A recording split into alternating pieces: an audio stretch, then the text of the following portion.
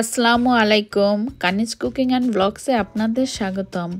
আপনাদের সঙ্গে আমি খুবই সহজ একটা চিংড়ি ভর্তা দেখাবো। এই ভর্তাটা করতে খুবই সহজ কিন্তু খেতে ভীষণ মজা। এখানে আমি কাঁচা পেঁয়াজ, ভাজা শুকনা মরিচ, লবণ এবং সরিষার তেল মেখে রেখেছি।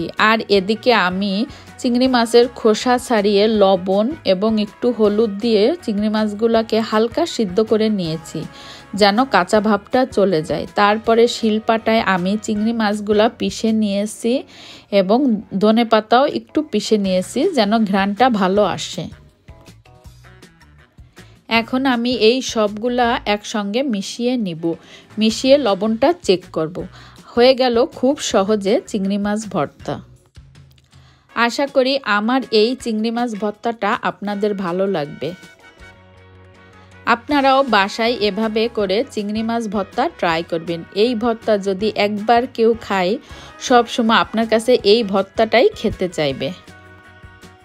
এই চিংড়ি মাছ ভর্তাটা এত বেশি মজা, আর আমার কথা বিশ্বাসের কোনো প্রয়োজন নেই। আপনারাই বাসায় এভাবে করে ট্রাই করে দেখেন, আপনারাও বুঝবেন যে এভাবে চিংড়ি মাছ ভর্তা কত মজার।